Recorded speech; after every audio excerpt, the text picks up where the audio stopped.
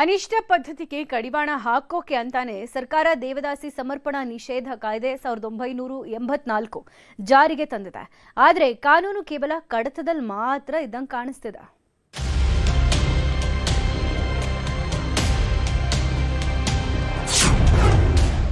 ದೇವದಾಸಿ ಮರು ಸಮೀಕ್ಷೆಯಲ್ಲಿ ಗೊಂದಲ. ವಯೋಮಿತಿ ಸಡಿಲಿಸಿ ಮತ್ತೆ ಸಮೀಕ್ಷೆಗೆ ಒತ್ತಾಯ.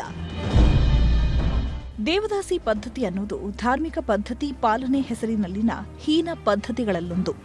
ರಾಜ್ಯದಲ್ಲಿ 1993-94ಕ್ಕೂ ಮುನ್ನ ಹಾಗೂ 2007-8ರಲ್ಲಿ ಕೊನೆಯ ಬಾರಿಗೆ ವಿಮುಕ್ತ ದೇವದಾಸಿಯರ ಸಮೀಕ್ಷೆ ನಡೆಸಲಾಗಿತ್ತು. ಆದರೂ ಮರ್ಯಾದೆಗೆ ಅಂಜಿ ಕೆಲವರು ಸಮೀಕ್ಷೆಯಿಂದ ಹೊರಗುಳಿದಿದ್ರು. ಹೀಗಾಗಿ 2024-25ರಲ್ಲಿ ವಿಮುಕ್ತ ದೇವದಾಸಿಯರ ದತ್ತಾಂಶ ಸಂಗ್ರಹ ನಡೆದಿತ್ತು. ಇದರಲ್ಲಿ 41 ವಿಮುಕ್ತ ದೇವದಾಸಿಯರು ಪತ್ತೆಯಾಗಿದ್ದಾರೆ. ಆದರೆ ಈ ಸಮೀಕ್ಷೆ ಸರಿಯಾಗಿ ನಡೆದಿಲ್ಲ.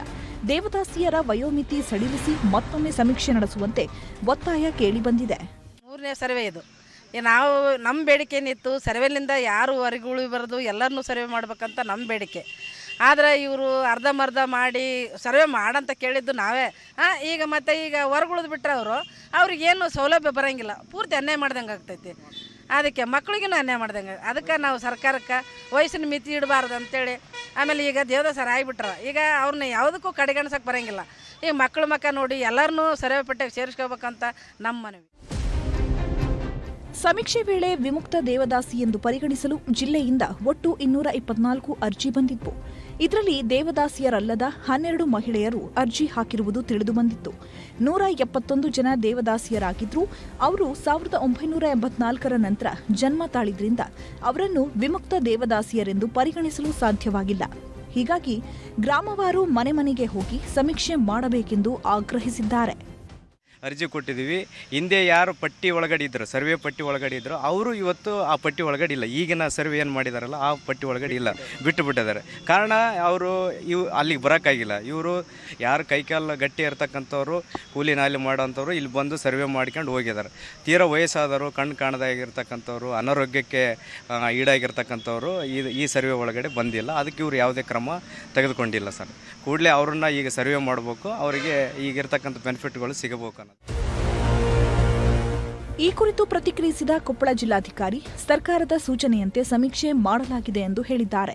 ಇತ್ತೀಚೆಗೆ ಕೂಡ ಒಂದು ಸಮೀಕ್ಷೆ ಮಾಡೋದಕ್ಕೆ ನಮಗೆ ಹೇಳಿದರು. ಸಮೀಕ್ಷೆಯನ್ನು ನಾವು ಮಾಡಿ ಯಾರು ಬಿಟ್ಟೋಗಿದ್ರು ಅವ್ರನ್ನ ಗುರುತಿಸಿ ಅವರಿಗೆ ಈಗಾಗಲೇ ಸರ್ಟಿಫಿಕೇಟನ್ನು ಕೂಡ ಇಶ್ಯೂ ಮಾಡಿದ್ದೇವೆ.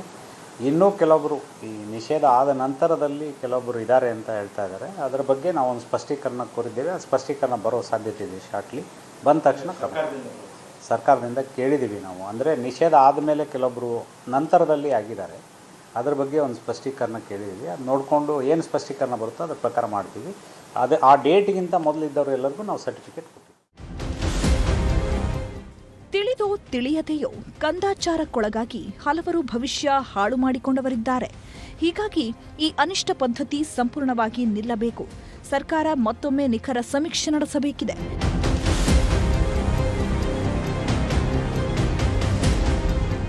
ಶರಣಪ್ಪ ಬಾಚಲಾಪುರ, ನ್ಯೂಸ್ 18, ಕೊಪ್ಪಳ.